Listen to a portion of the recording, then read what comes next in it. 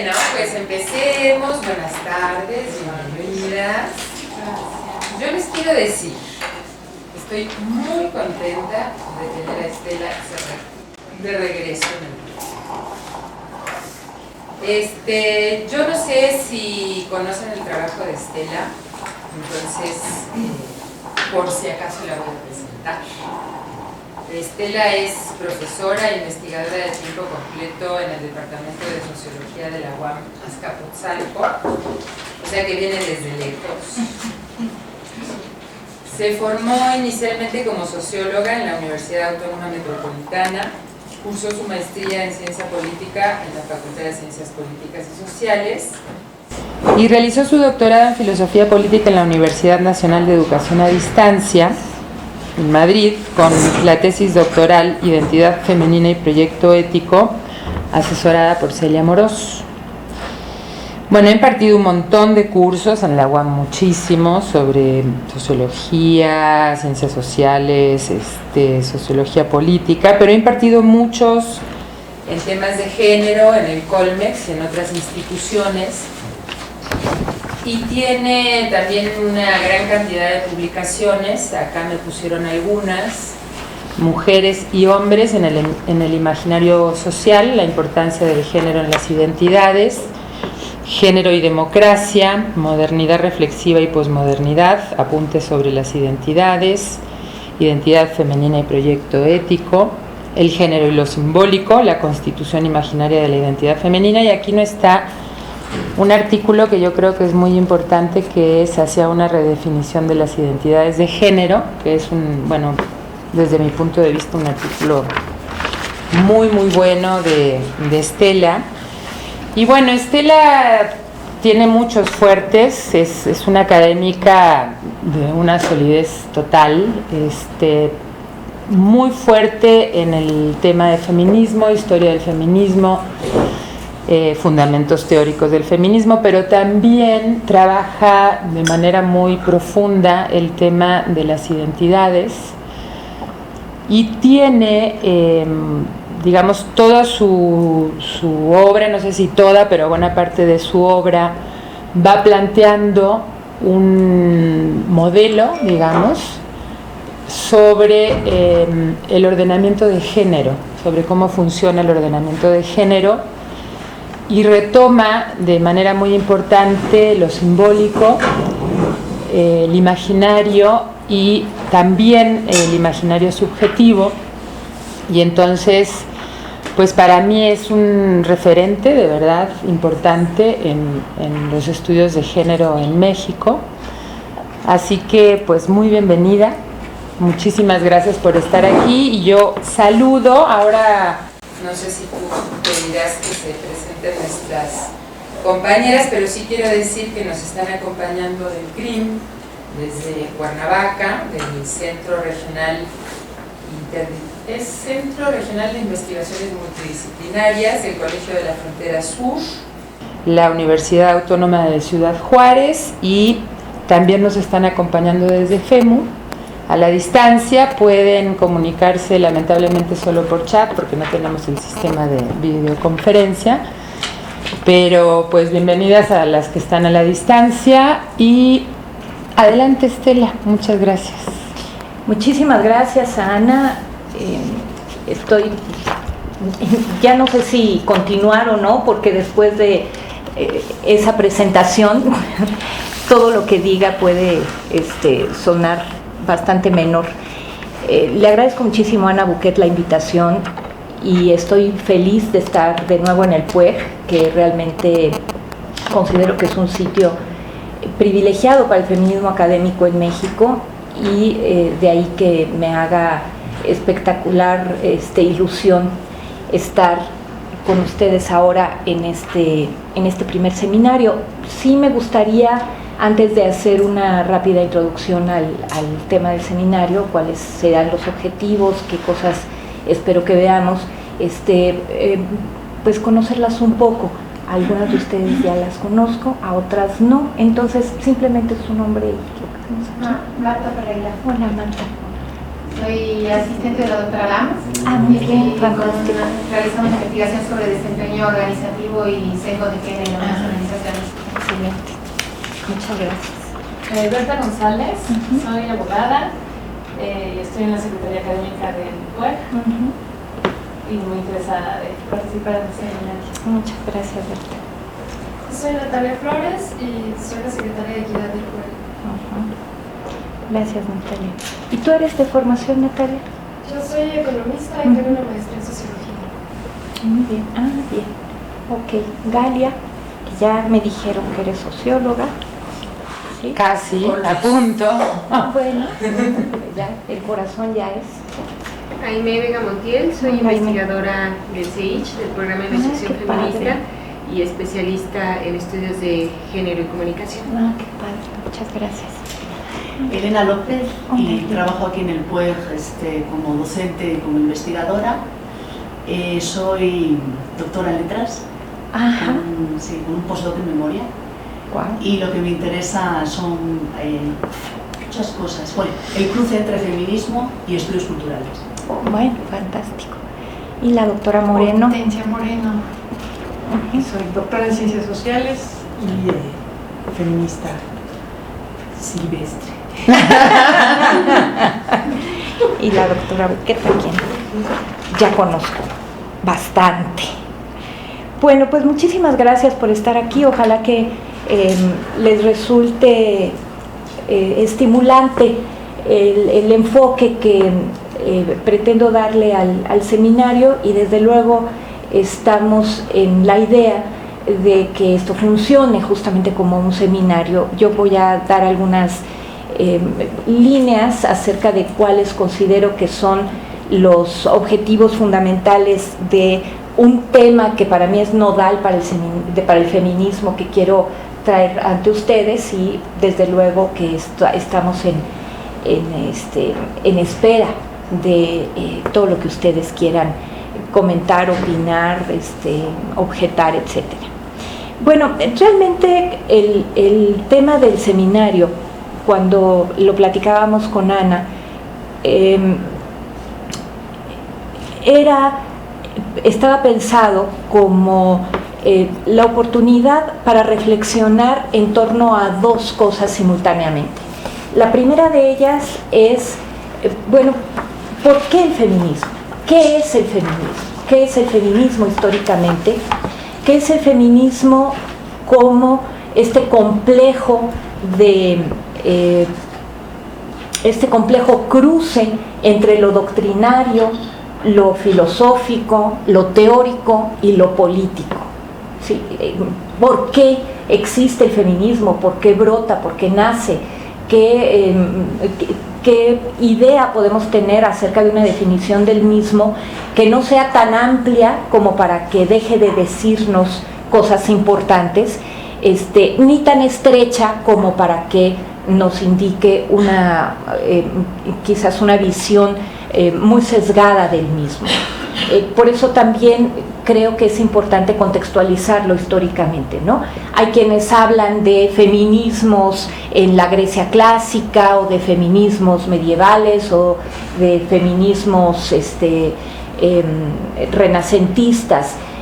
La propuesta que presento aquí entiende que el feminismo no puede calificar, que la idea de feminismo no puede calificar a manifestaciones que en cualquier lugar y en cualquier momento planteen simplemente lo que Celia Amorós llama pues una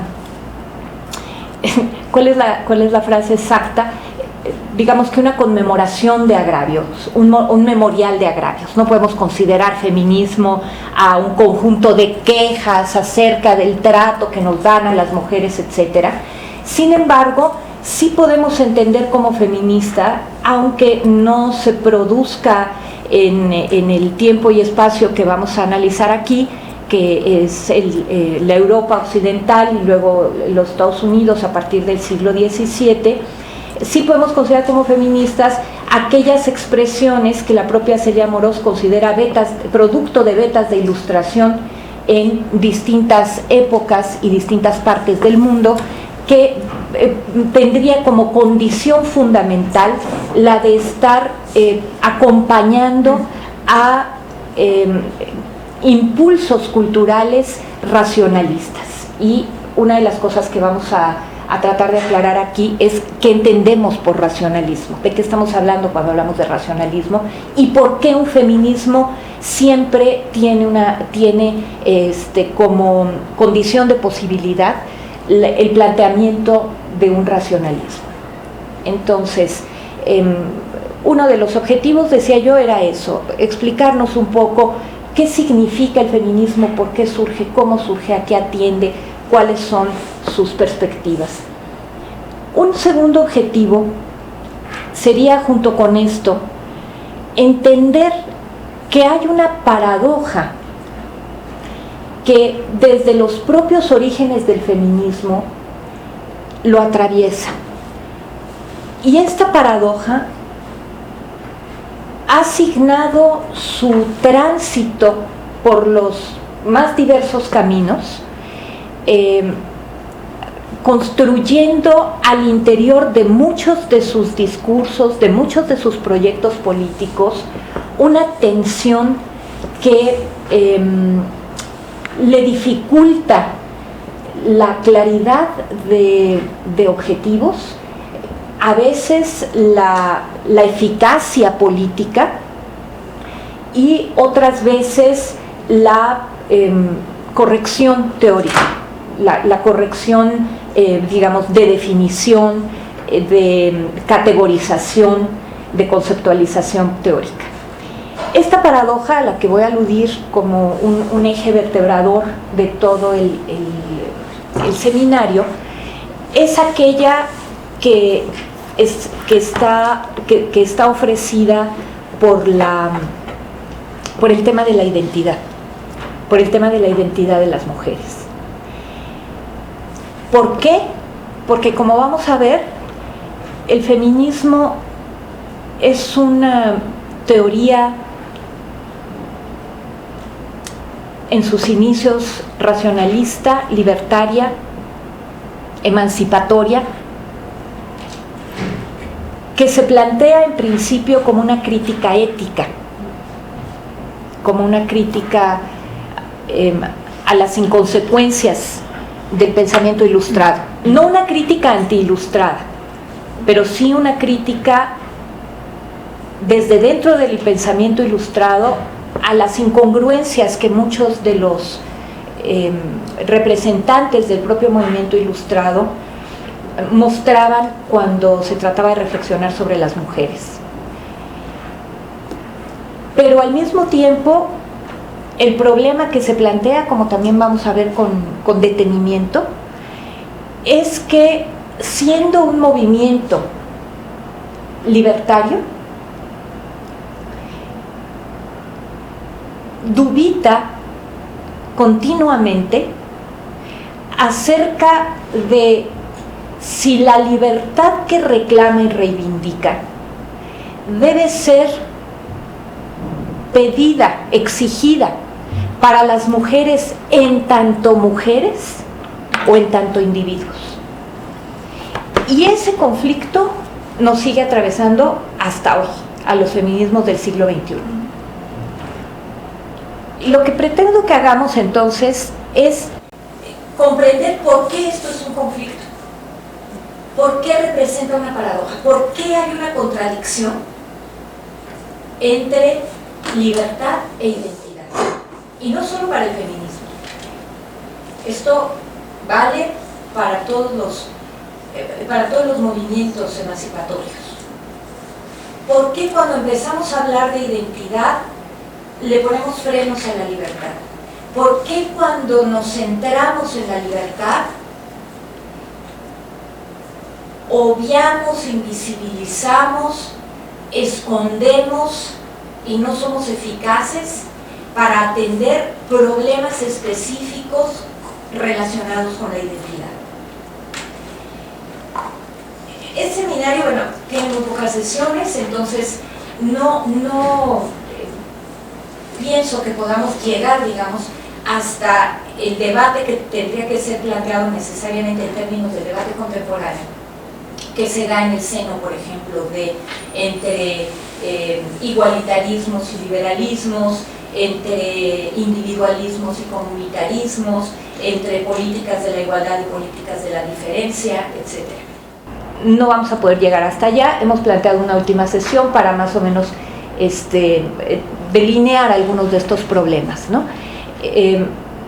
Y por lo tanto, bueno, pues tampoco haré algo tan arriesgado como proponer una solución de entrada para un problema que pues está justamente jugándose de manera permanente hoy en día entre estos dos polos. Pero sí creo que será muy útil que comprendamos cuál es la génesis de esta problemática. ¿Por qué en términos teóricos para las feministas es tan complicado meternos con el problema de la identidad cuando queremos buscar las fórmulas de la liberación? ¿Sí? Esto no quiere decir, desde luego, que el tema de la identidad no sea fundamental para el feminismo, pero desde una perspectiva no filosófica, no ética, no política, sino explicativa, científica. En ese sentido, tema de los estudios culturales, de la antropología, de la sociología, sí. Explicarnos cómo se configuran las identidades en general y las identidades de género en particular es un tema decisivo para las teorías feministas. El problema es cuando queremos relacionar este conjunto de reflexiones con una perspectiva ética que pretenda generar un proyecto político feminista desde la identidad de las mujeres. Allí es cuando empezamos a ver cómo chirrían los sentidos, ¿no? Y entonces decía, lo que vamos a tratar de hacer en el seminario pues, es explicar por qué se encuentran, por qué chocan, por qué no confluyen ambos sentidos, ¿no? Entonces, bueno, no sé si hasta aquí con esta breve introducción alguien quisiera comentar algo, porque si no, entonces vamos directamente a lo que sería nuestro primer tema, en donde quisiera hacer una exposición, digamos que alegremente tramposa, porque va a ser una exposición no histórica solamente, o más bien muy poco histórica. Únicamente voy a mencionar algunos datos históricos para generar contexto, más bien filosófica, acerca de los principios que van a fundar el feminismo ilustrado, el primer feminismo que se constituye en una corriente, en algo más que algunas luces aisladas por allí en otros contextos, que justamente es el racionalismo, el contexto del racionalismo y de la filosofía justnaturalista del siglo XVII. Entonces, lo primero que es importante recordar en ese sentido es cómo el siglo XVII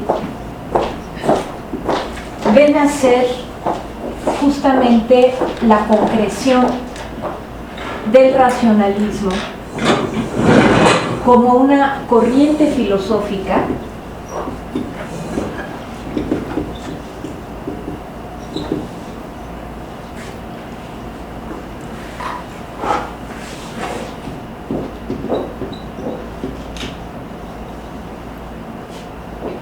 que tiene como referente al individualismo social.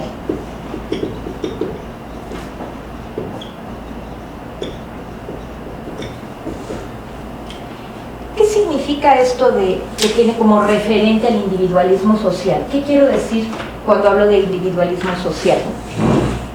Frecuentemente,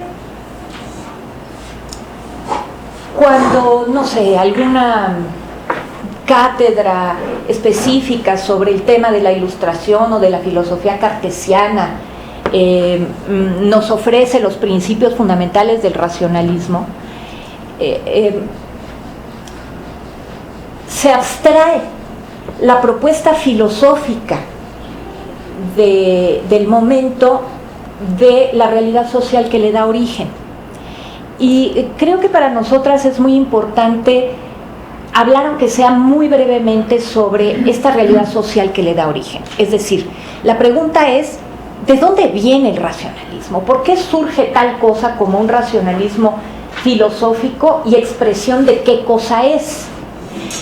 El racionalismo filosófico podríamos entenderlo como el punto de llegada, el punto de concreción de un proceso de sistematización teórica de lo que ya venía existiendo quizás pues desde hacía un siglo. Hay quienes apuntan incluso a una conciencia individualista y racionalista en buena parte de Europa, por lo menos en Italia, ya con el Renacimiento, en tanto expresión de una conciencia social. ¿Qué quiere decir de una conciencia social? De una identidad en ciertos sectores de la población europea, de una identidad colectiva. La identidad colectiva individualista y a la que se le llamaría después racionalista, es esta identidad que se forja en las urbes europeas, que pues en un proceso muy largo, quizás de unos 1000 años, fueron constituyéndose materialmente como enclaves de una lógica de organización social y de configuración de identidades sociales que estaba francamente a contrapelo de la lógica hegemónica de la Europa feudal, porque digamos que la Europa feudal, como sabemos, pues construye una identidad colectivista ligada a grandes símbolos como el linaje, como los antepasados, como el mundo trascendente de la religión, de Dios, etcétera. Y los referentes identitarios de la gente están absolutamente ligados a su pertenencia común, a su pertenencia colectiva, ¿no? Durkheim le llamaba a este tipo de sentido de unión una solidaridad mecánica, porque liga al individuo directamente con la comunidad. No hay mediaciones, digamos, ¿no? No hay tampoco individuos. El concepto de individuo lo decimos sacándolo de contexto. Bien. Entonces, en contra de esta identidad social básicamente colectivista, comunitarista, con un pensamiento trascendente que entiende que la persona en concreto no es nada sino una parte de la comunidad que le da cuerpo, que le da forma, que le da vida.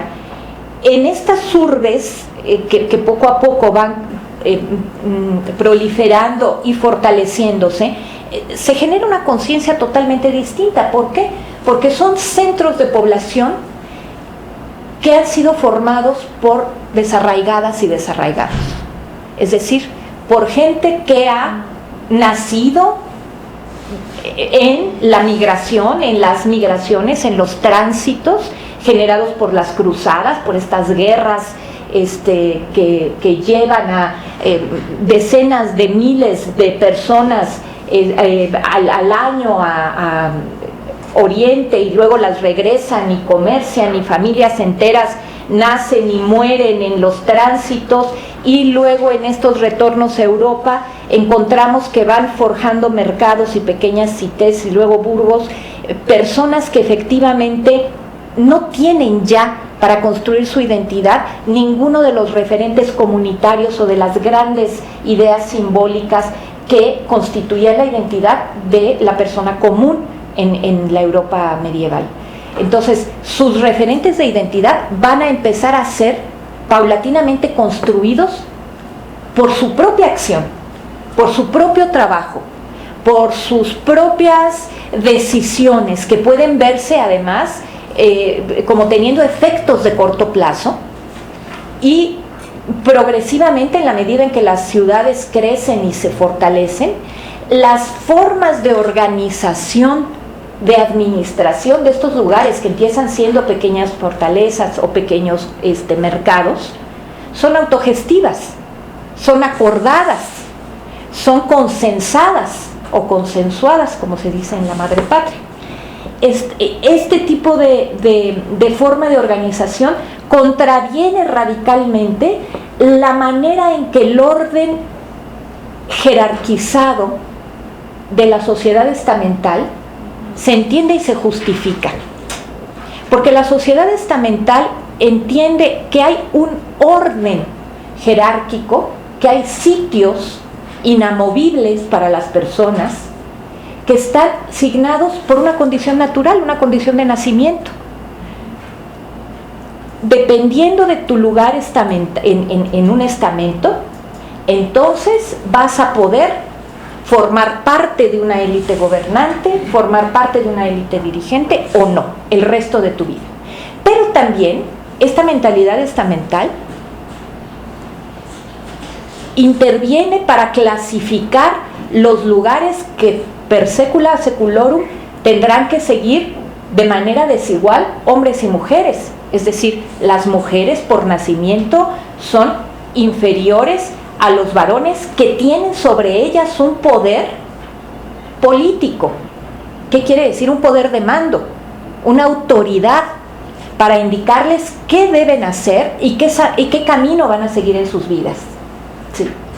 Las tutelan, incluso las leyes, allí donde las hay, ratifican esto que es una costumbre que está absolutamente arraigada en la personalidad y en la mentalidad de las personas. Pero también esta división estamental atraviesa divisiones étnicas, raciales, religiosas, porque bueno, las personas que son cristianas tienen autoridad sobre las judías, sobre las islámicas, sobre las no cristianas, y también hay este tipo de jerarquía en edad, las personas de más edad mandan sobre las más jóvenes, etc.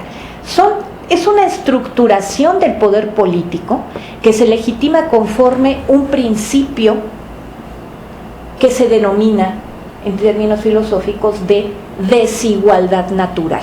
¿Sí? Entonces,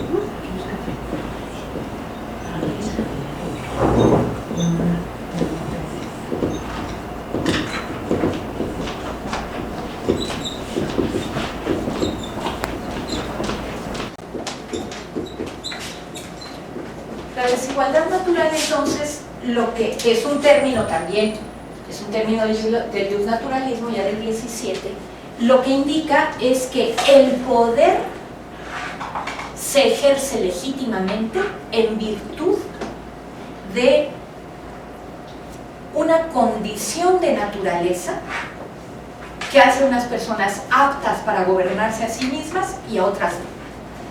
Y esas que se pueden gobernar a sí mismas son entonces quienes gobiernan a su vez a las demás. Bueno, en las ciudades, por el contrario, lo que vamos a ver es que esta lógica se rompe. Se rompe porque, ya dijimos, porque hay un factor de desarraigo, porque hay un factor de igualdad que hace que las personas que confluyen en las ciudades no tengan rango alguno, desconozcan su linaje, probablemente incluso de dónde provenían sus parientes originalmente, sus lenguas, etc. Entonces, esta bola de desarraigadas y desarraigados que constituyen las ciudades tienen un estatus equivalente.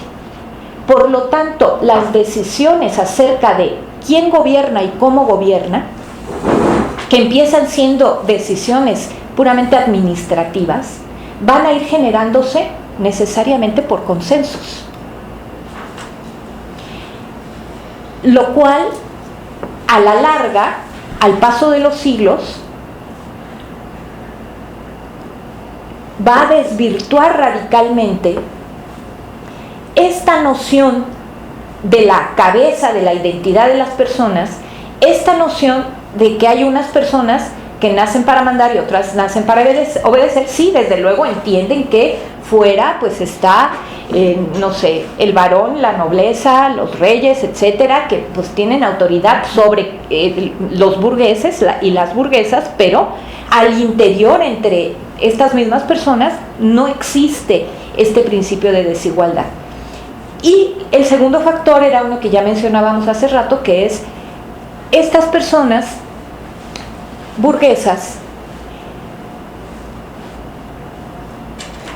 no se entienden a sí mismas como una parte perfectamente articulada y que encuentra su sentido en un todo que le precede y le antecede, sino que encuentran el sentido de su vida y su propio valor en sí mismas, en la labor que han desarrollado. Pues yo fui huérfana, me crió la pescadera, me trató a los golpes toda la vida, pero crecí, fui lista y supe ahorrar y quizás robar un poco y no sé qué, y ahora ya tengo el puesto de mercado. ¿Quién soy? Esa, la que se hizo a sí misma, ¿no? Entonces, este tipo de prácticas son las que a lo largo del tiempo van a constituir lo que denominamos conciencia social individualista, por oposición a una conciencia social colectivista. Esta conciencia social individualista es, por oposición a aquella otra, es la que hace que la gente crea que su fundamento esencial es ella misma y que es producto de su propia acción.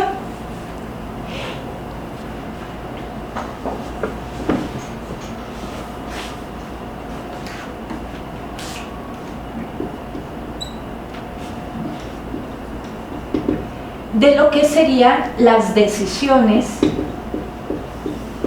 individuales a las que progresivamente se identificó con el término de razón. O sea, esta capacidad de decidir de las personas sobre su propia vida, de tomar sus decisiones y de hacerse responsables por ellas, ¿no? Tomé buenas decisiones, es que todavía parece que lo oigo, si ustedes escuchan o ven una serie norteamericana de abogadas y policías, tienes que hacerte responsable de tus decisiones. Las sociedades profundamente individualistas siguen teniendo este lenguaje. El self-made man, famosa idea, es muy gringa, ¿no? Y tiene que ver justamente con este tipo de conciencia social. La decisión, entonces, esta capacidad de decisión va entendiéndose progresivamente como la idea de razón, que no significa más que es una muy flaquita, quiero decir, cuando hoy decimos el término razón, nos aparece casi como que con toga y birrete, ¿no? Nos inclinamos y decimos la razón. La razón aquí es un concepto muy flaquito, que tiene muy poca sustancia, es muy formal, extraordinariamente formalista, no formal en el sentido de protocolario, sino en el sentido de que no está dotado de muchos contenidos, y alude fundamentalmente a esto, a la capacidad de cada persona para tomar decisiones sobre su propia vida. Y esta manera de entenderse la gente va generando tanta importancia. A ver, ¿por qué va siendo progresivamente importante? va siendo progresivamente importante porque en términos económicos las ciudades, por ciertas razones históricas que no vamos a atender aquí, las ciudades van empezando ya desde el siglo XV, desde luego, pero para el siglo XVI y XVII sin duda, a tener tal importancia en la sociedad feudal, que tal importancia relativa por su capacidad de generación económica a partir de principios distintos a los feudales, que esta manera de entender el mundo, esta cosmovisión burguesa, individualista, racionalista, empieza a competir con un gran poder contra la cosmovisión estamental, contra la cosmovisión comunitaria, colectivista, simbólica, trascendente, etc. Es por esto que va produciendo paulatinamente su propio pensamiento académico, su propia filosofía, que no es sino la sistematización a nivel teórico de lo que ocurre, piensa, siente, percibe la población burguesa a nivel social. Sí. Esto me interesaba hablar un poquito sobre esto porque creo que nos ayuda a liberar de esta abstracción aplastante las nociones del racionalismo y nos muestra que, aunque evidentemente la filosofía primero y luego toda la teoría que va a diferir de ella tienen un efecto reflexivo sobre la conformación de prácticas sociales, quiere decir un efecto de retroalimentar, reguiar, redefinir la práctica, también han sido efecto de lo que en términos del imaginario social, en términos de la interacción concreta, etcétera, se siente, se percibe, se figura, se imagina. Lo que hace la filosofía simplemente es sistematizarlo y traducirlo en un lenguaje teórico. No sé si hasta aquí haría una pausita por si alguien quisiera. Si en algún momento alguien me quiere interrumpir, no se toque el corazón, por favor. A mí me está interesando mucho el arranque, o sea, precisamente ahora cuando cerrabas esta primera intervención decías precisamente que te interesaba plantearlo por la misma razón por la que a mí me estaba fascinando, que es estas estructuras de sentimiento ya le llamaste tu burguesía, por ahí viene mi pregunta, de esta nueva conciencia individual, insertarlas en sus contextos y en sus condiciones materiales. Esto muy pocas veces se escucha a colegas que sepan como embonar también lo material con lo simbólico, con lo ideológico. Mi pregunta por desconocimiento, porque hay muchísimas cosas que acabo de aprender o que acabo de aterrizar.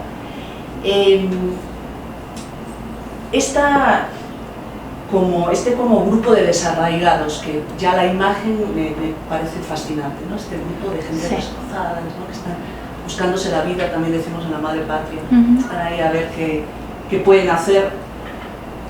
Creo que me falla ahí mi conocimiento histórico, ¿cómo se vincula con el capitalismo? O sea, ¿cuál es el vínculo entre esta gente porque las cruzadas no es un fenómeno que tenga que ver directamente con el capitalismo? Entonces, ¿cómo se vincula como esa primera configuración, constitución del capitalismo con toda esta gente que anda? Claro, se vincula porque esta gente que anda migrando en algún momento deja de migrar porque se hacen ciudadanos. ¿Por qué? ¿De dónde viene el nombre burguesía? El nombre burguesía viene justamente de la denominación que tuvieron las primeras ciudades. Las primeras ciudades se llamaban burgos. Entonces, por eso sus habitantes son burgueses. Había dos denominaciones paralelas, cités y burgos. y se fue imponiendo progresivamente la de burgo, incluso en los diversos idiomas, con sus pocas variaciones, y por eso burgués es el habitante, o burguesa es la habitante de la ciudad, la habitante de estos enclaves, decía yo, de fórmulas de organización social distintas y que chocan con la organización estamental. ¿Qué relación tienen con el capitalismo? Toda, porque es al interior de estos enclaves que va a nacer el capitalismo. ¿Cómo nace? Estos enclaves son primero se configuran desde luego como mercados, simplemente como mercados donde se ofrecen mercaderías que trae la gente desde Oriente a Europa. Y entonces allí pues hay cosas que por supuesto a las élites aristocráticas les interesa mucho. Las especias, que bueno, fueron América, el descubrimiento de América está impulsado justamente porque se cierran vías para la obtención de especias en India, y entonces se abren nuevas. Las especias son muy demandadas, pero también telas orientales, libros, manuscritos, perfumes, esencias, aceites, sedas, todas estas cosas exóticas empiezan a ser lugares del mercado. Pero claro, poco a poco los mercados empiezan a ser también lugares donde se concretan trueques más amplios, y poco a poco, en la medida que los asentamientos crecen, entonces entre estas personas que se asientan hay algunas que se van a convertir en artesanas y artesanos, es decir, quienes van a empezar a fabricar mercancía ya no solo para su autoconsumo, sino para el mercado. Ese es el principio del capitalismo. ¿Qué es el capitalismo? El capitalismo es un sistema de producción para el mercado, no para el autoconsumo, que es, digamos, lo que dominaba la sociedad feudal. Entonces, en la medida en que estas sociedades se hacen más complejas y se empiezan a generar productores de mercancías de tipo artesanal, talleres que van a prosperar, que van a ir creciendo, etcétera, ya no solamente va a haber comercio, sino también va a haber producción de mercancías artesanales para el mercado, o sea, quienes fabrican zapatos, pero no fabrican los que van a ponerse, sino los que les van a venir a comprar del feudo del otro, de otras ciudades que quizás van a exportar, los que fabrican telas, y en la medida en que la producción artesanal va siendo ligada a la racionalización, que es lo que estamos explicando, a un proceso de racionalización, quiere decir de especialización, de calculabilidad, de eficacia, de diferenciación, etcétera, se van generando cada vez mayores adelantos técnicos que van a ir prosperando justamente como lo dice Marx, tal cual, de la artesanía a la manufactura, de la manufactura a la pequeña industria, de la pequeña industria a la gran industria. Entonces, ¿qué tiene que ver el capitalismo? Todo, porque el capitalismo nace allí. Es por eso que luego, por asociación, se llama clase burguesa a la capitalista, porque es justamente la que nace en el burgo, ¿no? Pero esa asociación ya se va hasta el siglo XIX, porque todavía, digamos, en el siglo XVII, la burguesía pues es desde el mercader, la artesana, la pescadera, sí también el magistrado, el juez, el abogado, el profesor, lo que se llama, luego se van a llamar profesiones liberales, exactamente, son denominadas burguesas todavía a lo largo de todo el siglo XVI, XVII y una muy buena parte, si no es que todo el siglo XVIII. Entonces, esa es la relación, o sea, individualismo y capitalismo surgen de este mismo origen, ¿sí? El capitalismo va a ser el efecto de los procesos de racionalización económica, mientras que el individualismo es efecto de los procesos de racionalización cultural, de mentalidades, y el Estado moderno es el efecto de los procesos de racionalización política. ¿Sí? Son lo mismo. ¿Qué quiere decir racionalización? Esto que dije, ¿no? Es un conjunto de elementos que se basan en tres. primer lugar, todo lo que tiene que ver con diferenciación, procesos de diferenciación de las interacciones sociales. En segundo lugar, todo lo que tiene que ver con calculabilidad, relación medio-fines y eficiencia. Y por último, pero no menos importante, con procesos de reflexividad, que son estos procesos de autocrítica y autoconstrucción a partir de ponerse fuera de uno mismo, que hace tanto la persona como la sociedad moderna. Es su característica. Entonces, por eso están tan vinculados, ¿no? Sí tiene que ver con su producción material, desde luego. Es que yo en mi idea un poco como del sentido común del origen, que sí entiendo que tiene un origen moderno, de la idea del individuo, lo asociaba mucho como a su funcionalidad respecto de la lógica del capitalismo. Ah, sí, no, pero es al contrario, claro. Mira, es al contrario. Al contrario, mira, en general los análisis funcionalistas siempre nos llevan a callejones sin salida. Durante mucho tiempo, por ejemplo, se decía en algunos círculos feministas que seguían a Engels, por ejemplo, que la subordinación social de las mujeres se explicaba porque era funcional a la reproducción del sistema de capitalismo. Está históricamente comprobado que no tiene nada que ver, ¿no? Entonces, sí, ciertamente no, más bien es al revés. O sea, el capitalismo no surge como una necesidad histórica, surge accidentalmente, pudo no haber existido como sistema global. Y cuando surge justamente a partir de un mismo conjunto de procesos de racionalización que se dan aleatoriamente por el tipo de conformación específica que tuvieron estos enclaves, estos grupos de población urbana en el medioevo, ¿no? Respecto a los dos conceptos que decías, de burguesía y ciudadanía, ¿no?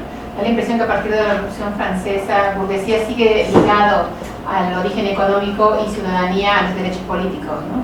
Sí, ciertamente. Hay una suerte de bifurcación ahí con el republicanismo, ¿no? Que recuperan.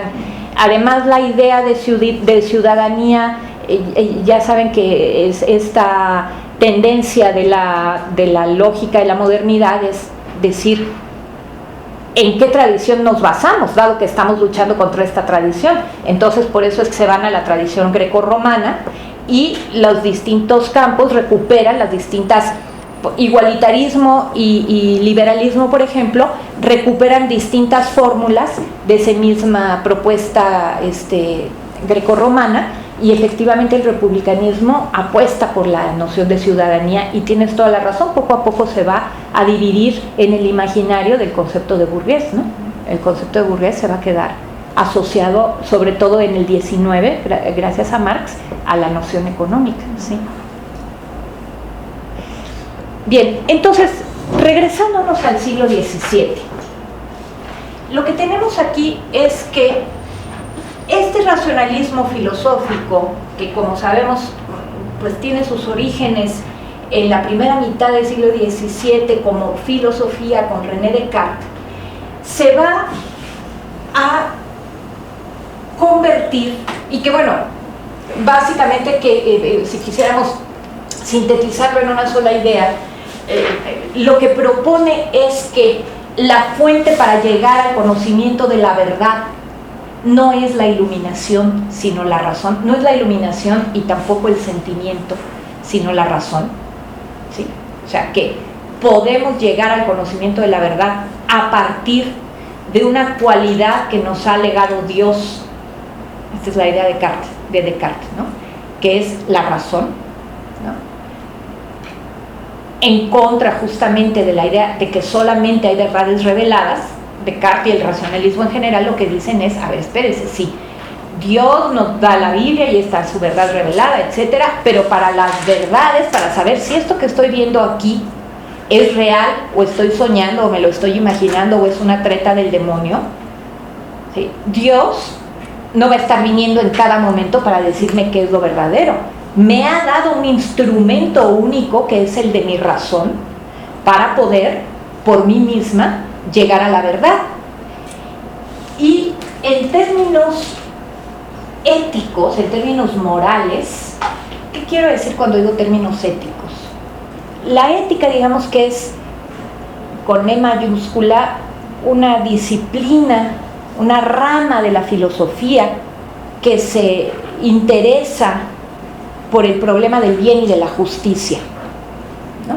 Y que entiende desde luego que un ser humano es un sujeto moral, es decir, que una característica fundante de la humanidad de una persona es su cualidad de perseguir el bien y de conocerlo.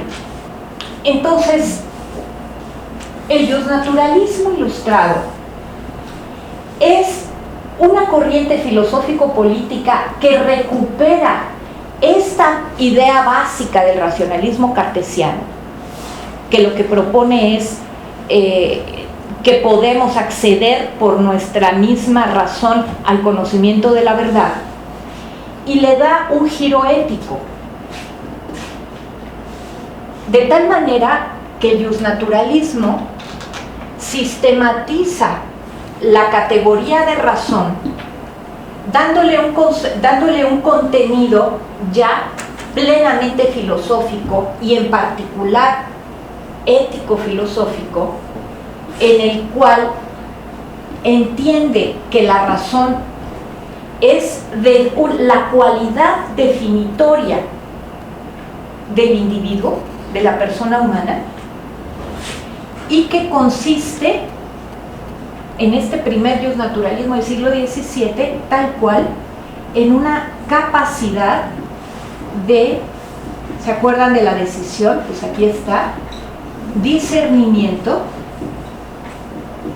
pero aquí nos introduce una noción fundamental para nuestro tema, para el feminismo desde luego, que es que ese discernimiento tiene dos vertientes. Por un lado, es un discernimiento moral, que nos permite distinguir el bien del mal, y por otro, es un discernimiento cognitivo, que nos permite distinguir la verdad de la falsedad, lo falso de lo cierto. Definida así, la razón se vincula con este concepto que dijimos, pues es el referente básico de la filosofía racionalista. Pero cuando lo transformamos en un concepto, una categoría filosófica, desde el punto de vista del justnaturalismo, justnaturalismo quiere decir teoría del derecho natural. Luego vamos a ver también que eso tiene, ese nombre trae muchos problemas conceptuales, pero por lo pronto lo entendemos. Teoría del derecho natural. El justnaturalismo toma la idea de individuo que define a la persona tal y como ésta es, entendida a partir de aquella identidad como autofundada, autocreada, a partir de sus propias decisiones, etc. Y nos dice, el concepto de individuo no nos va a decir de la persona absolutamente ninguna otra cosa más que esta es racional y por lo tanto libre.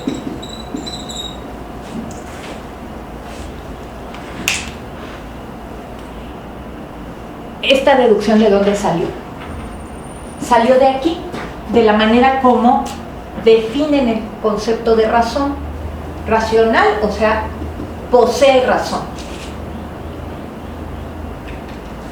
¿Cómo rayos se deriva de aquí la libertad? Bueno, en virtud de que la razón la suponemos como una capacidad que nos permite por nuestra propia cuenta distinguir dónde está la acción buena, y por nuestra cuenta nos permite distinguir donde se halla la verdad. Si yo soy considerada una individuo y en virtud de esa consideración se piensa que por mí misma puedo inteligir el bien y la verdad, si es que me pongo a ello, no se me vienen espontáneamente, tengo que razonar, ¿sí? Tengo que dirimir. Pero si yo misma soy capaz de hacerlo, entonces soy capaz de tutelarme a mí misma. Nadie tiene por qué tutelarme, por qué indicarme qué debo hacer de mi vida, cómo debo hacerla. No tengo por qué seguir las órdenes de nadie, en virtud de que soy yo misma la que puede decidir sobre el bien y la verdad. La vieja idea aristotélica acerca de por qué los esclavos y las mujeres no son entes superiores y tienen que estar sometidos a los hombres libres, es esta. Aristóteles lo dice así con todas sus letras, dice: no pueden tomar decisiones adecuadas porque son incapaces de discernir correctamente. Entonces, por su bien hay que tutelarlos, hay que dirigir la vida de una mujer. Una mujer libre, quiere decir la mujer de un hombre libre, es un poco más racional que un esclavo o que una esclava, pero eso no quiere decir que sea tan racional como para permitirle que ella misma decida sobre su vida, porque se va a equivocar. Es la noción que tenemos ahora sobre las niñas y los niños. Dices, sí, tú vas a llegar a ser una persona responsable, pero tu cerebro, tu mente no está madura, y si yo te dejo hacer lo que tú quieres, vas a infligirte daño, ¿sí? Entonces yo tengo que tutelarte por tu propio bien hasta que ya tu mente esté suficiente madura. Entonces eso se hacía con los varones, pero nunca con las mujeres. Las mujeres, hay una definición jurídica muy clara que dice que esta es ya del siglo XVII: una mujer es una eterna menor de edad en lo que a la ley corresponde. Entonces necesitas siempre alguien que te gobierne. Bueno, lo que nos dice el naturalismo es: esto no es posible. ¿Por qué? Porque toda persona debe ser definida como un individuo. ¿Quién es un individuo? Toda persona por el solo hecho de ser. Sí, sí. Yo tengo una pregunta, porque yo había leído esta explicación, pero el concepto era racional y autónomo. ¿Tú estás haciendo alguna distinción entre autonomía y libertad o es...? No es exactamente lo mismo. El concepto de autonomía está contenido en el de libertad, pero no al revés. El concepto de libertad es más amplio que el de autonomía, ¿sí? Autonomía quiere decir capacidad de regirte por tu propia norma, autónomos, de fijar tu propia norma. La libertad es eso, sí, pero también es otra cosa. Es autarquía, capacidad de gobernarme a mí misma. Sigo mi propia norma y por ende me gobierno a mí misma. Digamos que autarquía se sigue de autonomía. Esas más o menos están ligadas. Ahora, hay otra dimensión de la libertad que no está contenida en la noción de autonomía, que es la de la voluntad, ¿sí?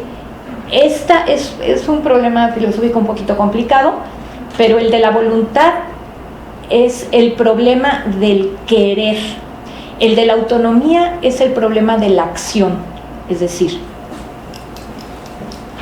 no te quiero llenar de conceptos, pero para tratar de decirlo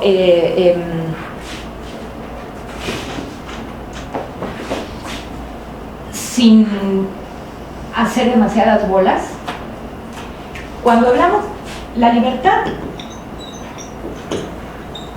incorpora, vamos a poner nada más estas dos, tanto a la autonomía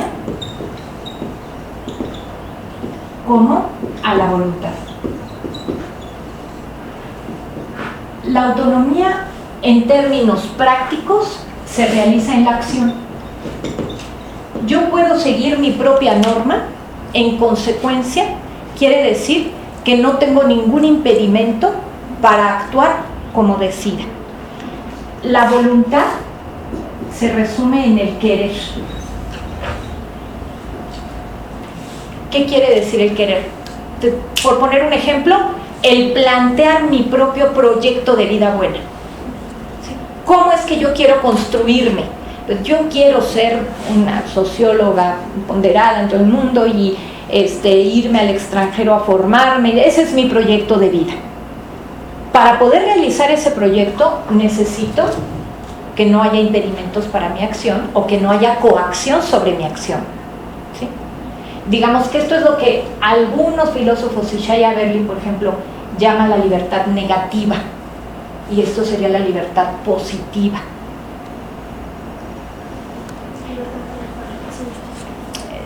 Sí, hay quienes no están de acuerdo con esa definición, etcétera. Aquí está, digamos, el proyecto de Rousseau y aquí está el de Locke, por ponértelo de alguna manera. Entonces, sí, la autonomía es una parte fundamental de del individuo, de la definición del individuo, que tiene que ser complementada con la noción de la voluntad. Sería lo único que diríamos, ¿no?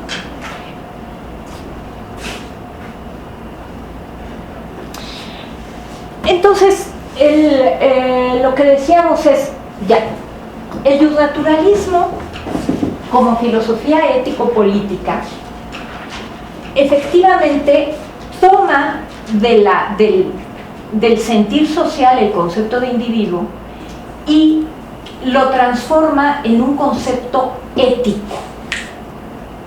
Esto es muy importante dejarlo claro de entrada. ¿Por qué?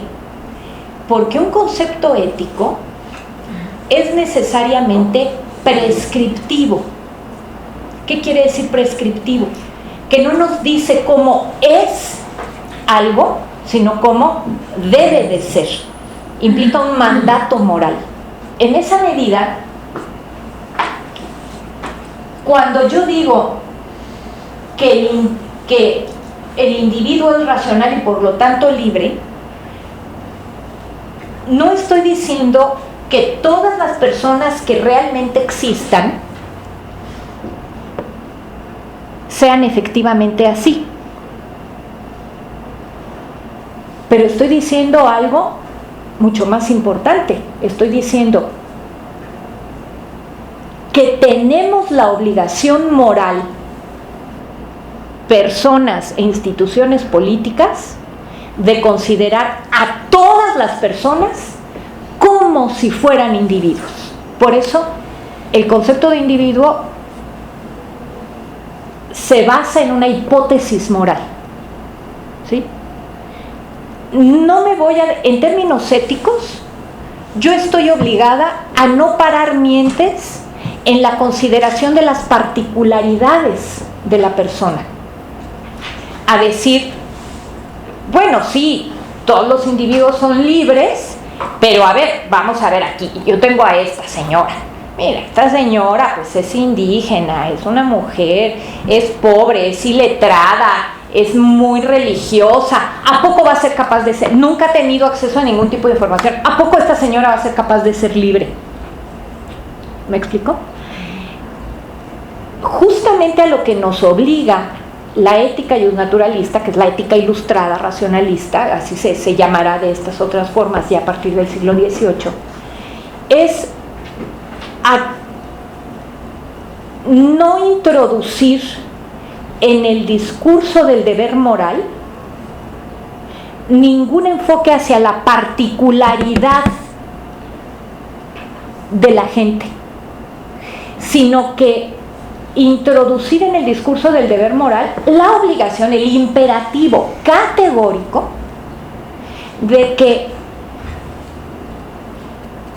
las instituciones y los individuos deben considerar y tratar a todo mundo sin fijarse en sus particularidades, como si fuese un individuo racional y por lo tanto libre.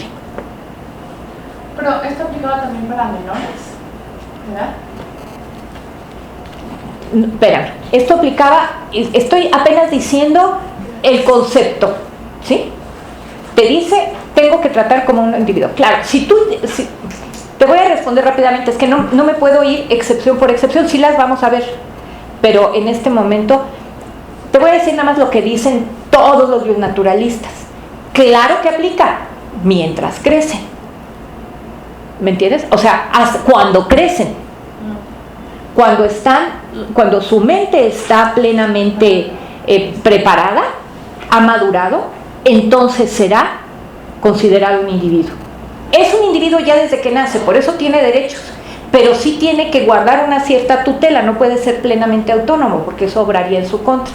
Ahora, es que el problema es que si me empiezo a decirte esta excepción, se nos ocurren miles, porque vamos a decir, ¿qué pasa con las personas con discapacidad mental o motriz? ¿No? Entonces, no nos metamos ahorita con las excepciones, sino me interesa que quede claro la idea. Que esta idea, y una cosa importante de esta idea, que es que no es una idea descriptiva, no quiere decirnos cómo son las personas, sino cómo debemos, no cómo deben ser tampoco, cómo debemos tratarlas, ¿sí? No es, te propongo que algún día llegues a ser un individuo, no. Te considero, si yo quiero ser considerada libre, debo considerarte a ti libre, sin ver tus particularidades.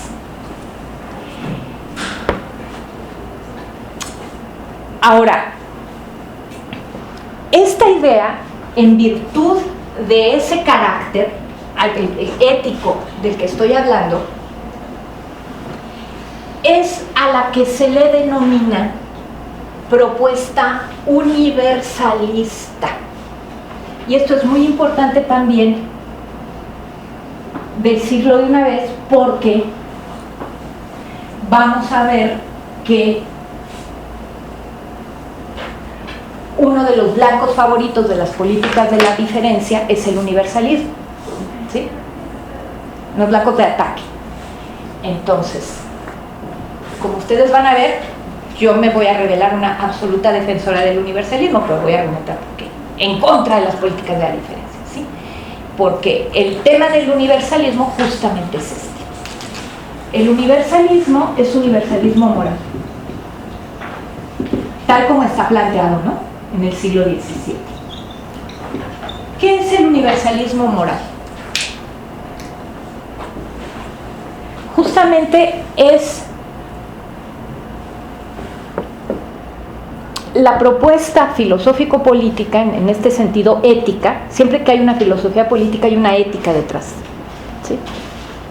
Hay un proyecto ético que es el que está puesto en juego. La propuesta filosófico-política racionalista, del racionalismo, que como vimos empieza en el 17 con el justnaturalismo y seguirá en el 18 con la Ilustración, muestra ante todo la necesidad de eliminar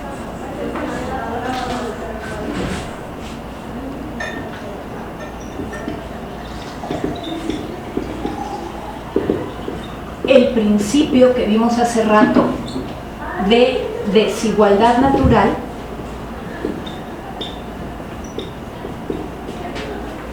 y sustituirlo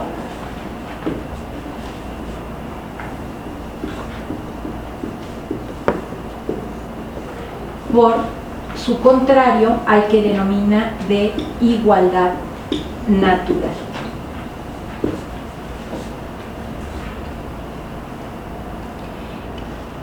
Lo que esto implica simplemente es decir que entiende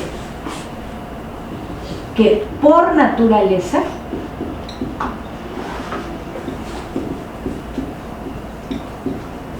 todas las personas, voy a poner todos los individuos, son igualmente libres.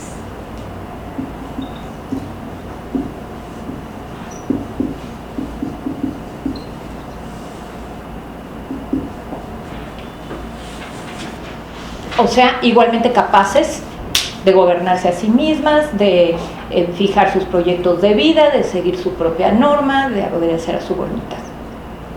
Esa es la propuesta moral del justnaturalismo, que por eso es universalista, porque a diferencia, ¿de dónde viene esta idea de universalismo?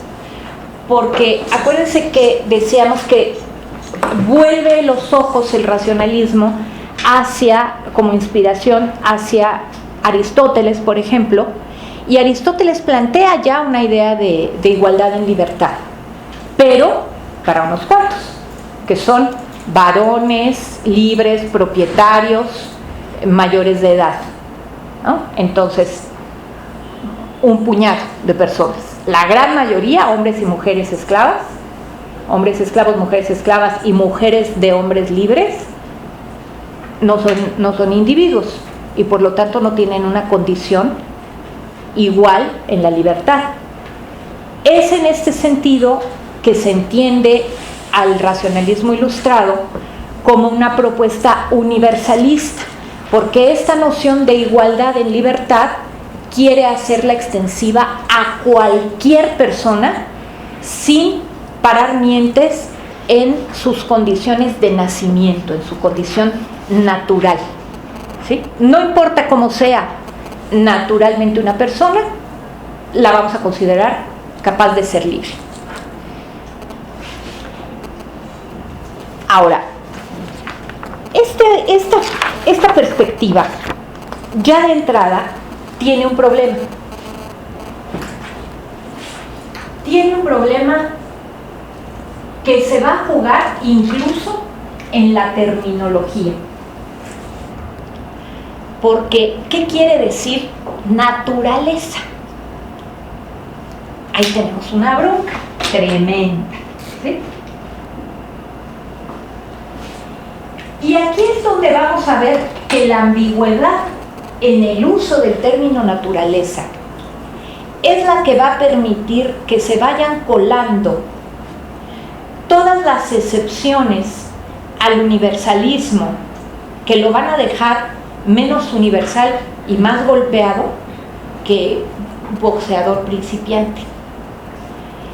Porque nosotros tenemos que, digamos, los textos canónicos del justnaturalismo, tenemos en el siglo XVII a Hoff, a Pufendorf, a Spinoza, a Locke, desde luego, hablan en estos términos y su concepto de naturaleza, sin embargo,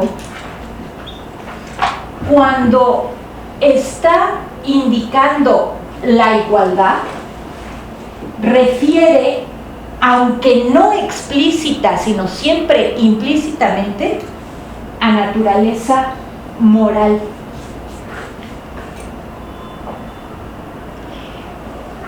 ¿Por qué a naturaleza moral?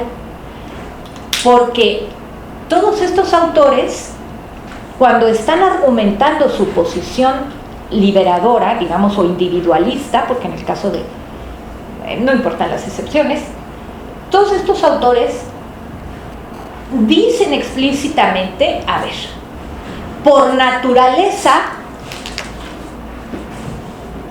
nosotros podríamos ponerle aquí quizás física, ¿sí? Pero ellos no lo dicen. Por naturaleza, por supuesto que somos desiguales. Hay personas más listas, otras más tontas, hay unas más fuertes, otras más débiles, hay más altas, más bellas, más feas. Rousseau incluso dice hay gente más inútil, hay quienes tienen habilidades para el canto, la danza, para construir casas. Hay las cualidades naturales, las habilidades físicas, la apariencia, etcétera, no solamente son diferentes entre los seres humanos, son profundamente desiguales. Hay unos que tienen mejores habilidades, más habilidades, y otros que de plano, como decían en la primaria, llegaron tarde al reparto. Pues a ti no te tocó nada, manita, me decían, ¿no? Ni belleza, ni inteligencia, ni eres descoordinada, no sabes cantar, no sabes bailar, no sabes hacer números, escribes horrible. Ustedes ya están teniendo constancia de todo eso. Entonces, llegaste tarde al reparto. ¿Qué quiere decir? No somos diferentes por naturaleza, somos desiguales. Sí, nos van a decir estos señores y señoras, porque desde el siglo XVII, ya lo vamos a ver, hay señoras que son naturalistas y racionalistas y filósofas y otras muchas cosas. Nos dicen, sí, en eso sí somos desiguales, pero no somos animales. Sí.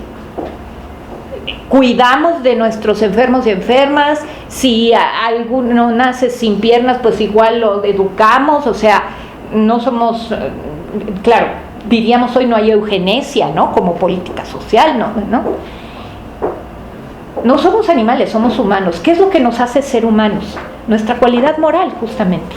Que tenemos una idea de bien, que tenemos una idea de justicia, que tenemos una consideración empática, tenemos capacidad de empatía, no somos puro egoísmo. En fin, todas estas cosas que nos llevan, aunque hacemos mucho el mal, siempre estamos buscando como sociedad hacer el bien. Si no, no habría reglas morales en todas las sociedades. Es parte de nuestra condición, es lo que nos hace sujetos morales. Entonces, en ese aspecto, no en el animal, sino en el humano, en el animal somos desiguales, pero en el humano somos iguales. Hay una total igualdad moral. Rousseau, por ejemplo, tiene una frase donde deja muy claro cómo él ve que hay una diferencia entre la naturaleza moral y la naturaleza física. Cuando en el contrato social dice, la fuerza no hace derecho. ¿Qué significa esto? Sí, hay quienes someten y esclavizan por la fuerza, se imponen aquí, ¿no? Pero ese sometimiento no es legítimo. No hay ninguna moralidad que emane de la diferencia animal, ni de la fuerza, ni de la belleza, ni de la inteligencia, ni de la habilidad, ni de nada más. También dice Rousseau en otro texto, Discurso sobre el origen de la desigualdad. La primera vez que hubo alguien bastante listo para decir esto es mío y alguien bastante tonto como para creerle, nació la propiedad privada. ¿Eso qué significa? Significa cuando aplicamos nuestras habilidades diferentes, que son estas, generamos desigualdad. Pero esa desigualdad es inmoral, es ilegítima. Estas capacidades diferentes, desiguales, físicamente puede ser la inteligencia, la fuerza o cualquier otro. Pero de ahí no emana ninguna legitimidad, porque somos seres humanos. Y como seres humanos lo que nos equipara es nuestra naturaleza humana, vale decir, moral. ¿Él reconoce esa naturaleza moral a mujeres en igualdad de...? No solo la reconoce, escribe millones de páginas diciendo que no, que es una de las cosas que vamos a ver aquí, ¿verdad? Entonces, bueno, hasta aquí el planteamiento, pues, qué bonito, ¿no? El problema, decíamos, es que como esta distinción, los textos nosotros vemos que usan naturaleza, naturaleza, naturaleza, naturaleza, y solo la manera en que se emplea nos lleva a comprender que están estableciendo una distinción entre dos acepciones del mismo concepto, que es el de naturaleza. Y vamos a ver cómo esta ambigüedad en el sentido del concepto de naturaleza es justamente la que va a permitir que la ideología se le cuele pues a la mayoría de los teóricos universalistas, porque entonces pues el universalismo, ¿cuál universalismo? Empiezan a poner excepciones, ¿no? Y nosotros vamos a ver que los textos canónicos del universalismo, del liberalismo, que es, digamos, la doctrina política que emerge de aquí,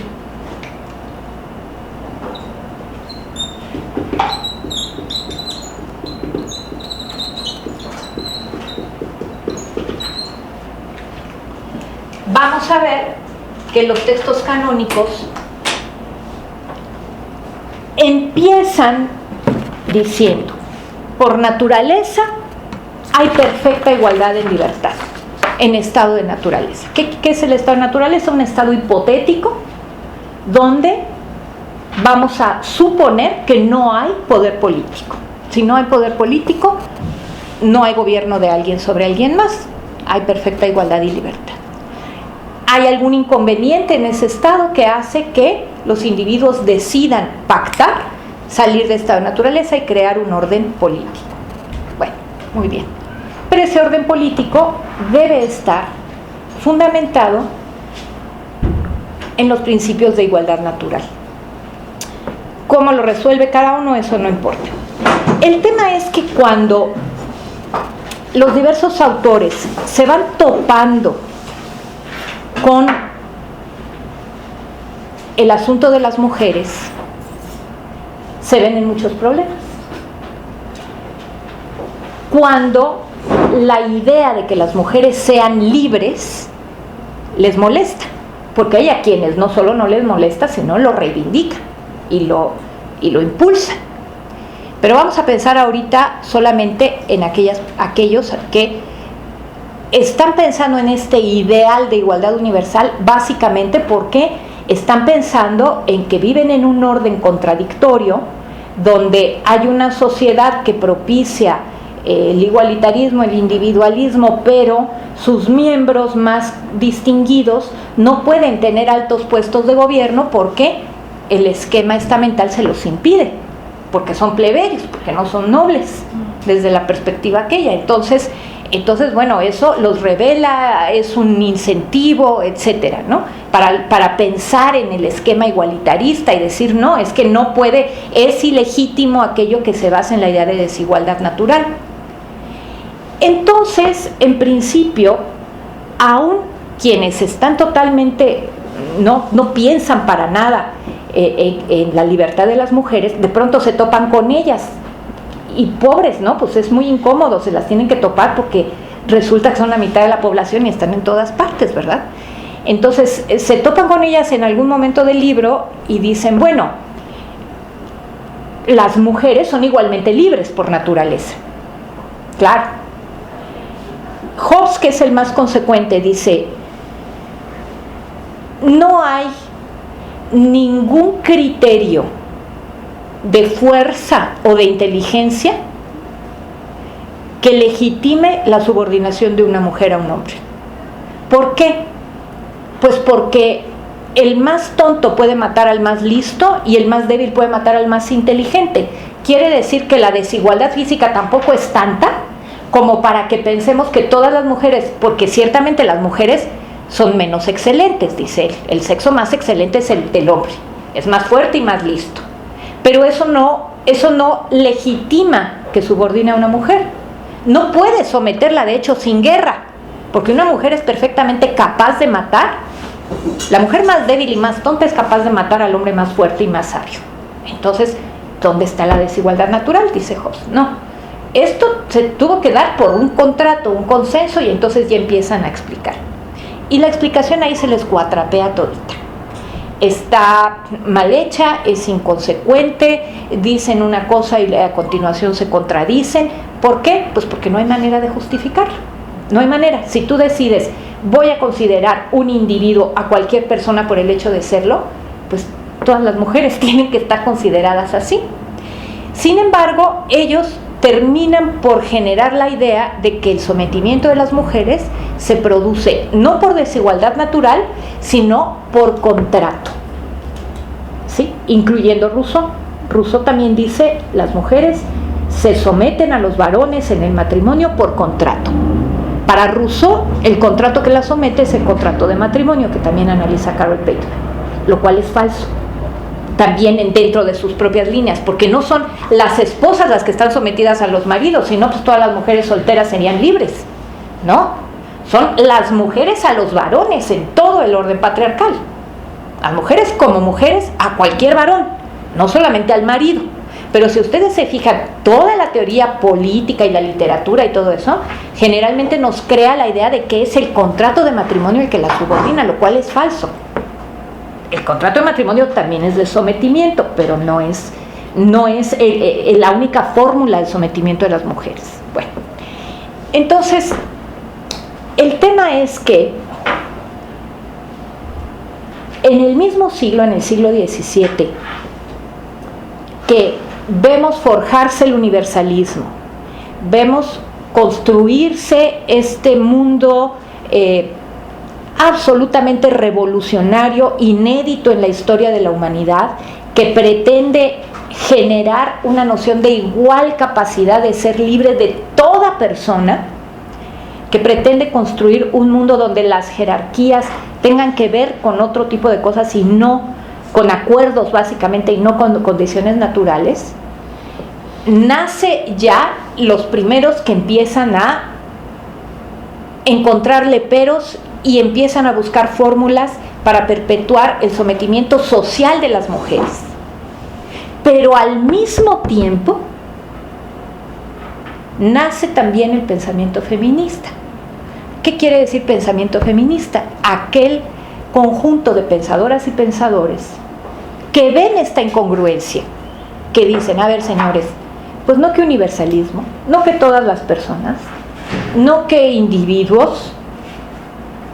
¿Cómo es entonces que se nos excluye de esta condición o que se les excluye en el caso de los varones que son feministas, que se les excluye de esta condición de individualidad?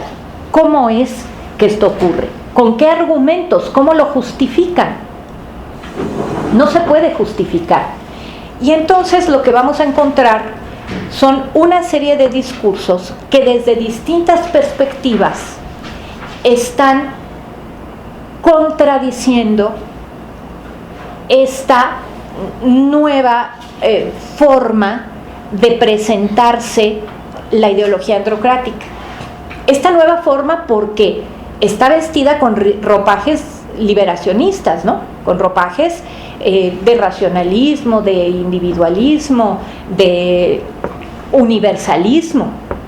Pero lo cierto es que una y otra vez, lo vemos en Spinoza, lo vemos en Pufendorf, en Hobbes, lo vemos en Locke, incluso que es el más, digamos, el más liberal de todos los autores. Hobbes, por ejemplo, es muy decepcionante en esta parte, ¿no? Porque Hobbes dice, claro, que hay igualdad entre hombres y mujeres, pero que en la familia, pues por comodidad, ¿verdad?, por practicidad, debe haber uno que mande. A mí me dan ganas de llegar y revivirlo y decirle, a ver señor, ¿usted qué dice? Que es poco práctico en la familia que manden dos en lugar de que mande uno. ¿Por qué no le parece poco práctico que en el Estado manden todos? Que allí sí que es un relajo, para que vean. Y que además haya división de poderes, y haya parlamentarismo, y haya poder ejecutivo, y haya otro poder federativo de paz y guerra, y tiene que haber consensos y debates y discusiones, pero todos tienen que mandar por igual. ¿Y por qué le parece entonces tan difícil que manden dos en la familia? Pero él lo da por hecho. Además, dice, generalmente el marido es mayor que la esposa, y bueno, pues debe mandar solo uno. ¿Y por qué debe recaer este poder sobre el marido? Bueno, es más cómodo, ¿verdad? Porque generalmente el marido es mayor que la esposa, y además como la esposa pues no puede heredar los bienes, pues es cómodo porque el marido Entonces empieza a generar, digamos, un círculo vicioso con una explicación totalmente indigna de un filósofo de la calidad de Locke, ¿no? ¿Por qué? Pues porque no convence en absoluto y tampoco se detiene demasiado en ello, simplemente da por sentado que las mujeres estarán sometidas, y de nuevo dice, al marido. No dice nada sobre la condición civil, de por qué no pueden educar, tener una educación formal desde la primaria, secundaria, etcétera, etcétera, hasta las universidades, por qué no pueden desempeñar profesiones liberales, por qué ante el mismo trabajo ganan mucho menos que un varón. Todo eso ya no se mete a pensar, ¿verdad? No le interesa, desde luego. ¿Qué hacen entonces las y los feministas? Se suman al discurso de la época justnaturalista en el siglo XVII, se suman a él. Tenemos ya muy pronto, desde los 30, a Marie de Gournay, por ejemplo, ¿no? Vamos a darles algunos textitos para que lean los fragmentos que ustedes quieran de los textos directos. No son fáciles de leer, que es un discurso del 17, ¿no? Es un lenguaje de pronto muy alambicado, diciendo, bueno, a ver, pero si todos los hombres nacen libres, ¿cómo es que todas las mujeres nacen esclavas? ¿No? ¿Qué es lo que hay allí que permite esta contradicción? Está Poulain de la Barre, desde luego, de quien el CEICH editó, gracias al trabajo de Daniel Cassés, las obras feministas de Poulain de la Barre, y además medio las tradujo por las tradujo en lenguaje más contemporáneo Daniel Cassés, ¿no? Que es una labor titánica y realmente que recompensa mucho, porque se le puede dar a las estudiantes en el aula, porque si lee una directamente el alambicamiento de Poulain es más duro, ¿no? Pero ¿qué dice Poulain, por ejemplo? Poulain publica en el 73 su primer libro feminista, que se llama así, Sin ambajes, de la igualdad de los sexos. ¿Cuál es el argumento básico de Poulain para oponerse a estas ideas incongruentes, digamos, patriarcales, que quieren que las mujeres permanezcan en el mismo estatus de subordinación, aunque los hombres de todo estrato social se liberen? Que tampoco de todo estrato, estos están pensando en los hombres que cuentan, ¿no? Que son visibles, los propietarios, los de clase media, de clase alta, la alta burguesía, etcétera, ¿no? Pero ¿qué dice Poulain? Él recupera de su maestro Descartes la idea de que la mente, el alma, la razón, el entendimiento, en otras palabras, es lo que nos hace humanos, y que el cuerpo simplemente es algo que traes como un lastre, ¿no? Que nos impone la naturaleza y que traemos ahí a todo. Y dice, bueno, hombres y mujeres somos distintos en el cuerpo, pero en el entendimiento no, porque el sexo no llega allí.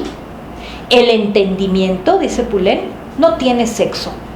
En esa parte, somos perfectamente iguales.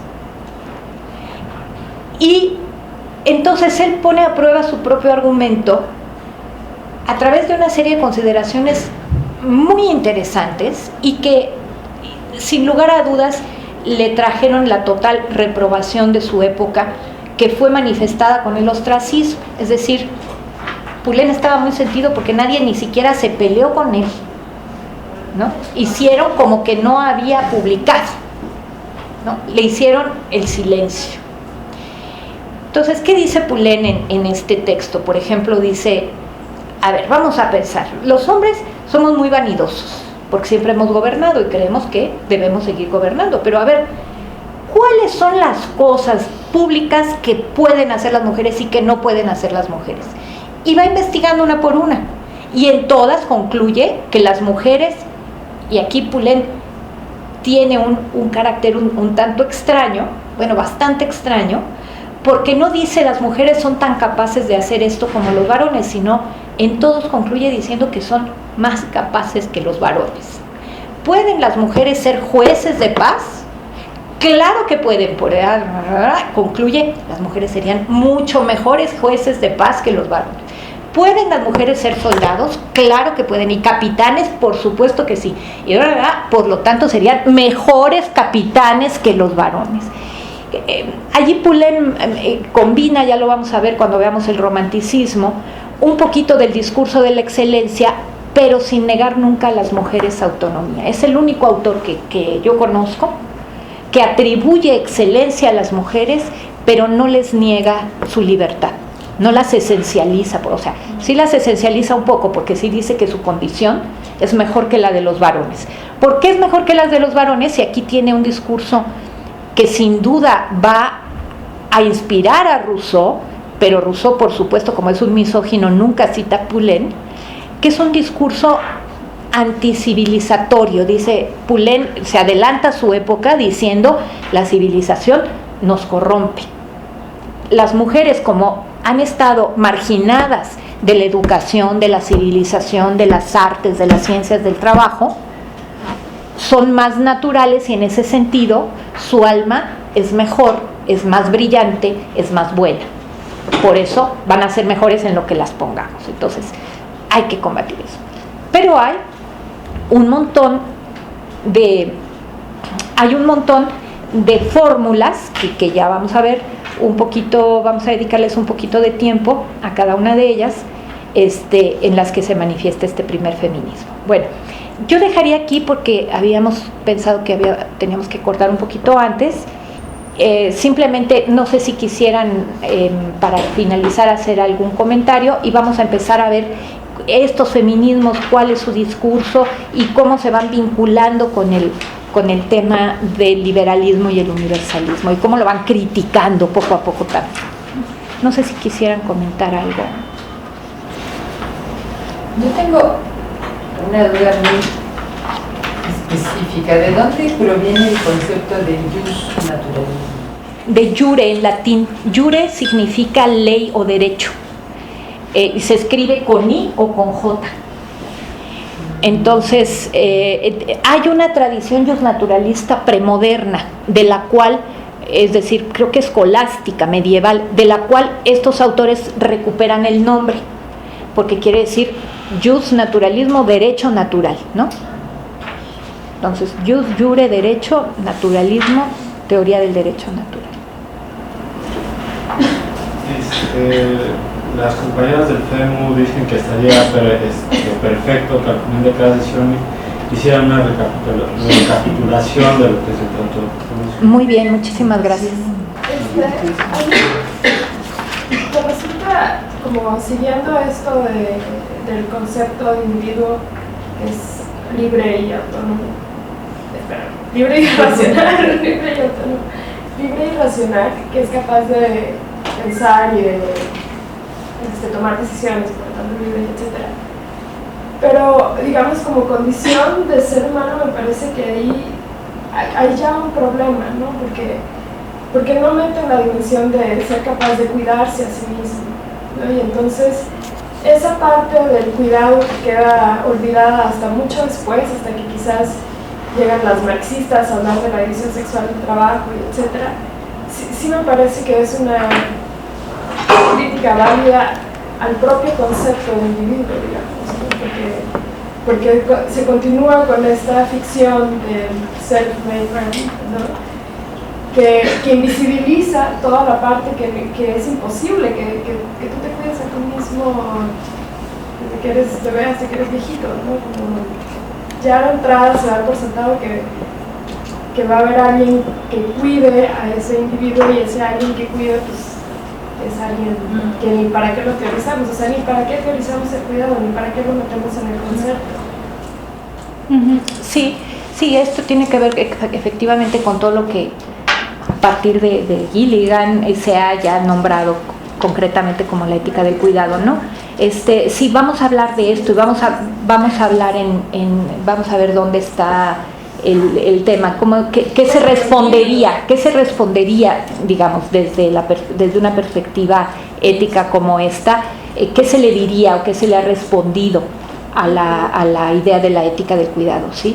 Sí, porque parecería haber un olvido de esa parte, incluso de las propias feministas. Sí, yo lo que haré será quizás que hablemos un poco acerca de cómo se tematiza, justamente para decir no es un olvido, pero sí tendríamos que dar adelantar más en otros conceptos. Claro, y justamente ahí entra toda la polémica de la diferencia, la igualdad, etcétera, en qué nivel se colocan, qué tanto obedecen a esencialismos o no, qué tanto, sí, y a problemas que están abiertos y en discusión, ¿no? Que no está ninguno resuelto, pero sí es muy, muy pertinente esto que dices, porque de entrada lo que vemos es aquí un concepto tan formal y tan chiquito que deja fuera pues la dimensión más contundente, más ¿cómo te diría?, más sustantiva del ser humano. Ese es el problema con el formalismo, ¿no? Que justo, o sea, es su virtud y su problema al mismo tiempo. Esa es, digamos, que su gloria y su condenación radican justamente en esta cosa de ser tan absolutamente simple, ¿no? Sí, que te quita como que la mirada de, bueno, sí, a ver, pero ¿cómo concretas esa libertad? ¿Cómo la llevas a cabo? ¿De qué depende? Para Rousseau es muy fácil, ¿no? Tienes a la esclava doméstica, que así le llama él, no yo. La esclava doméstica, y tienes a Sofía, que es la que lo resuelve. Por eso no lo tematizo, porque yo estoy pensando en un varón. Sí, sí, sí, vamos a hablar de eso. Qué bueno que lo traes. Sí, Berta. Yo hablando un poco sobre lo que preguntaba Ana del justnaturalismo, quería nada más ligarme un poco con la teoría del derecho y los ejes, ¿no? que prevalecen, que es el justnaturalista y el justpositivista. Que el justnaturalista lo que plantea es que los seres humanos nacemos con derechos, o sea, por ser humano, por ser persona, por ser humano, tienes derechos por naturaleza que deben ser reconocidos por el Estado, por el gobierno, ¿no? Pero que preceden a la formación del Estado, que preceden a la formación de las leyes, la formalización de las normas.